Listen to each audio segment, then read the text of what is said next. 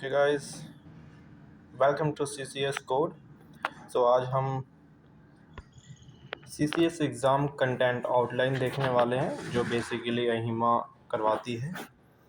जो CCS में क्या कंटेंट रहता है, क्या एग्ज़ामिनेशन का सिलेबस है, वो बेसिकली हम आज डिस्कस करेंगे। Let's get started. तो हम पहले डिस्कस करते हैं इसमें कितने टोटल डोमेन्स आते हैं। इसमें अगर आप देख सकते हैं, जैसे इसमें टोटल 4 डोमेन्स है। Domain 1, domain 2, domain 3 and domain 4। तो डोमेन 1 की बात करें तो इसमें कोडिंग नॉलेज एंड स्किल्स, जो आपकी ICD 10 PCS, ICD 10 CM and आपकी जो CPT है, उसमें से बेसिकली जो क्वेश्चंस हैं वो अराइज होते हैं एंड कुछ रेगुलेटरी कंप्लायंस के क्वेश्चंस आते हैं, coding documentations and some queries. So हम बेसिकली इसके अंदर वही बात करेंगे कि क्या क्या क्वेश्चन आते हैं, कैसे कैसे सिलेबस रहता है इसका, एंड बेसिकली वही। तो जैसे आप देख सकते हैं, domain 1 coding knowledge and skills 39 to 41% तक ये कवर करता है ऑफ CCS एग्ज़ाम।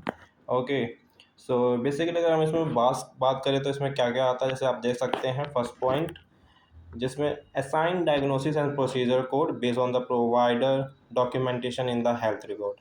वही है बेसिकली जो ICD 10 PCS आपका CM हो गया एंड जो आपका CPT है, बेसिकली उसमें से जो भी क्वेश्चंस हैं उसी का डॉक्यूमेंटेशन है, उसी का आपका 4 ऑप्शंस मिलेंगे एंड उसमें से आपको एक चॉइस करना पड़ेगा, just like a CPC examination. अगर सेकंड पॉइंट की बात करें तो principal diagnosis and the first listed diagnosis and procedure based on the respective guidelines. जैसा आपको पहले भी बताया था मैंने अपने प्रीवियस वीडियो लेक्चर में, जिसमें आपको प्रिंसिपल डायग्नोसिस जो है सबसे मस्ट है कि आपको वो फर्स्ट प्रायोरिटी देनी है। अगर आप किसी भी एग्ज़ामिनेशन में, इवन आप अगर CPC में जा रहे हैं, तो अकॉर्डिंग टू द गाइडलाइंस क्या हमारा प्रिंसिपल डायग्नोसिस रहता है, क्या हमारा प्रिंसिपल प्रोसीजर रहता है। अगर आप बात करें CPT की या फिर आप बात करें ICD 10 PCS की, तो ओवरऑल सब में सेम ही होता है।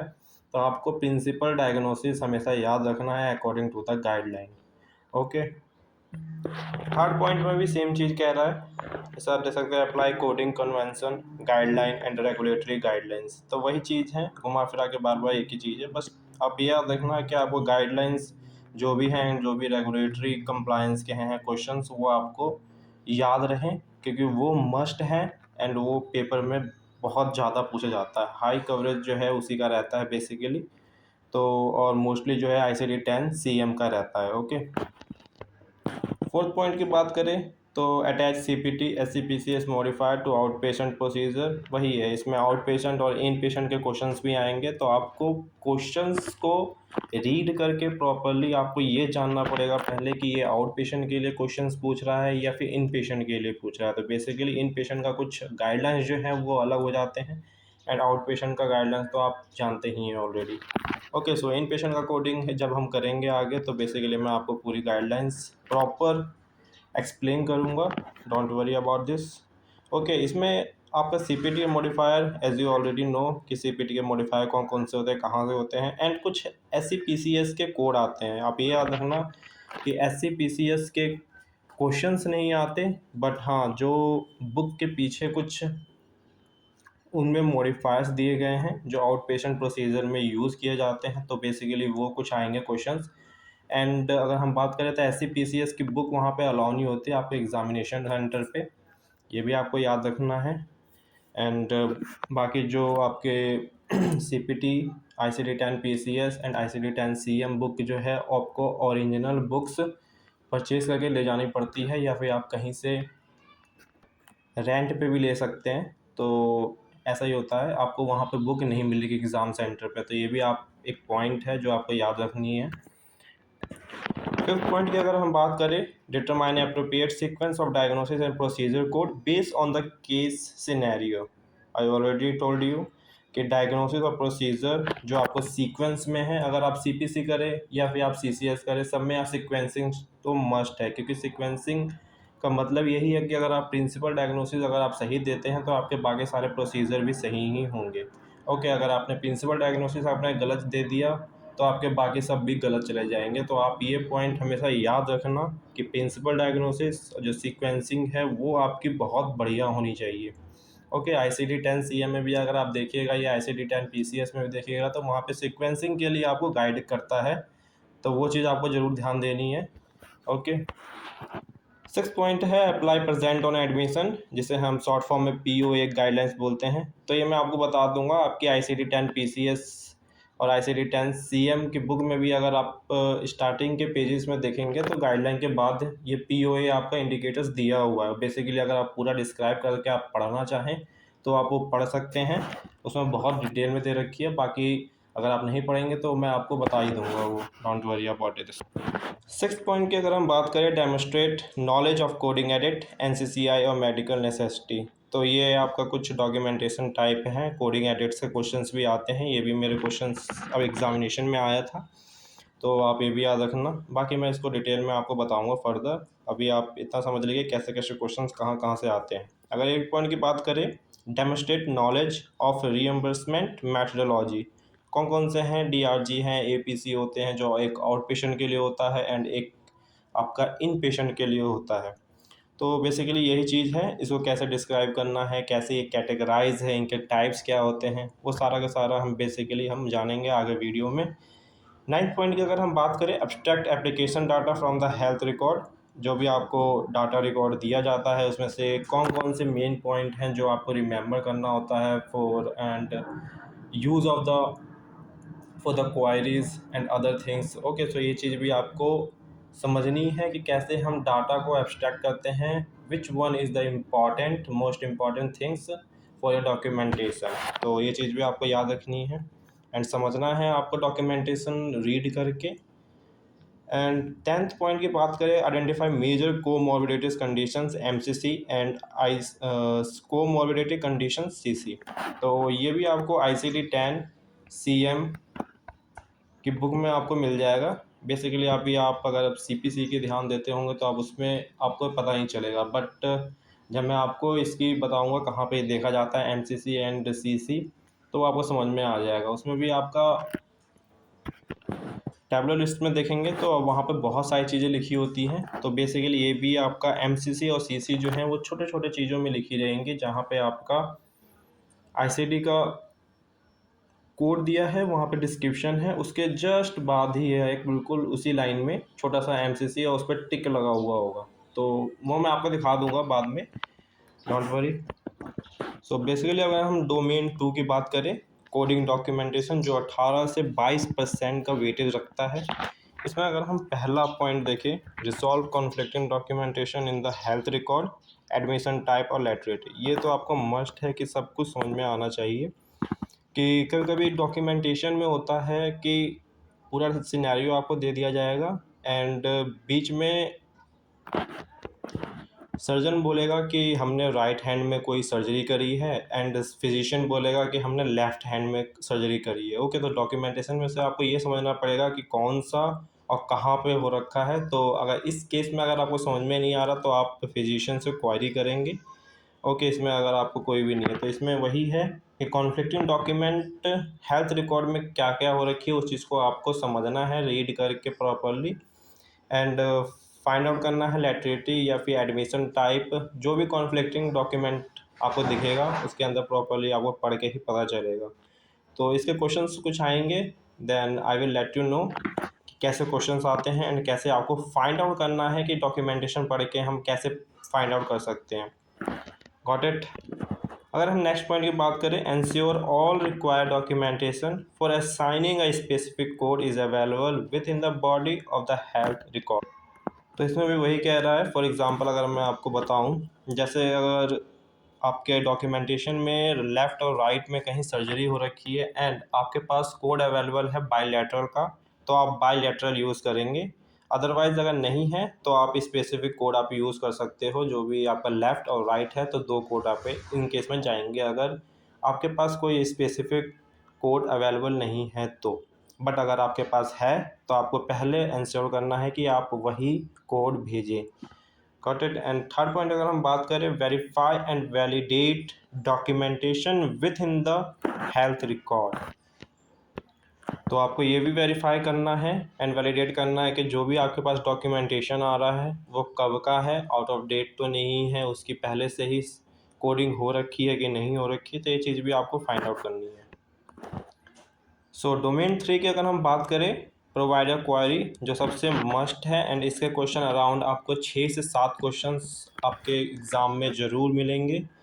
सो इस चीज़ के लिए आप तैयार रहिए। अगर हम फर्स्ट देखें तो identify element of ethical compliant query.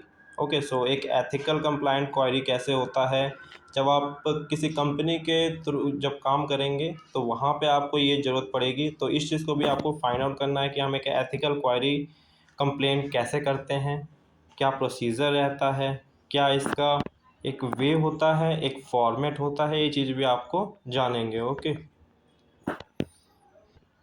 Next point अगर हम बात करें तो determine if a provider query is compliant और नॉन कंप्लायंट। ओके, तो ये चीज़ भी आपको आइडेंटिफाई करनी आनी चाहिए कि कौन सी क्वेरी अगर आप भेज रहे हो तो कंप्लायंट है और नॉन कंप्लायंट है, या फिर लीडिंग आप बोल सकते हो और नॉन लीडिंग। ओके, तो उसमें क्लिनिकल इंडिकेशंस आपको उसके साथ भेजना है, नहीं भेजना है। ओके, सो ये चीज़ें भी हम आगे जाके पढ़ेंगे। फॉर एग्जांपल मैं बहुत सारे आपको एग्जांपल्स दूंगा, डोंट वरी। तो आप बेसिकली बिल्कुल सही से डिटेल्स में आप समझ जाएंगे। Analyse current documentation to identify query opportunity.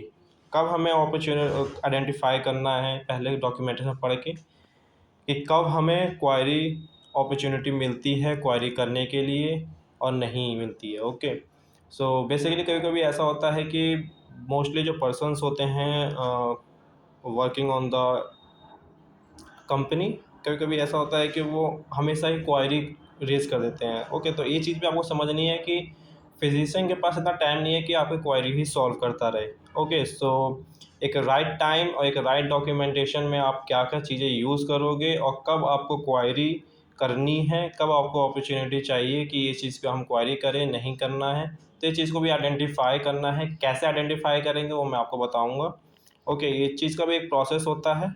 Okay, so basically अगर हम डोमेन 4 की बात करें, रेगुलेटरी कंप्लायंस 18 से 22% का वेटेज रखता है। ओके, सो बेसिकली इस चीज़ पे आपको सबसे ज़्यादा ध्यान देने की ज़रूरत है, क्योंकि कंप्लायंस कहीं से भी हो सकता है, कहीं से भी आ सकता है। ओके, सो बेसिकली मैं जिसमें जितना पढ़ के गया था उसमें से अराउंड 2 से 3 क्वेश्चन समझ में नहीं आए थे, बट मोस्टली समझ में आ गया था। ओके, तो आप कहाँ से पढ़ते हैं, कहाँ से लर्न करते हैं चीज़ें, वो चीज़ बहुत ज़्यादा इम्पॉर्टेंट है। अगर आप सर्च करेंगे गूगल पे तो आपको बहुत सारी चीज़ें मिल जाएंगी, बट कौन सा मोस्ट इम्पॉर्टेंट है और कौन सा एग्ज़ाम पर्पस के लिए सबसे ज़्यादा इम्पॉर्टेंट है, वो चीज़ को आइडेंटिफाई करना मुश्किल हो जाता है। ओके, सो अगर आप गूगल पे देखिएगा तो गूगल पे तो बहुत वास्ट चीज़ें हैं, तो आप उस चीज़ को आइडेंटिफाई नहीं कर पाओगे कि कौन सा मस्ट है, हमें कौन सा पढ़ना चाहिए, कौन सा पढ़ना नहीं चाहिए। बट डोंट वरी, मैं हूँ आपके साथ, एंड साथ में हम मिलके बहुत कुछ कर सकते हैं। ओके, सो अगर हम टास्क इसमें अगर हम बात करें तो फर्स्ट पॉइंट क्या है, ensure the completeness and the accuracy of the health record. जैसे आप समझ सकते हैं कि फर्स्ट कि हमारा जो भी डॉक्यूमेंटेशन हमें मिल रहा हो, हम एंश्योर करें कि वो पूरी तरीके से कंप्लीट है एंड एक्यूरेट है।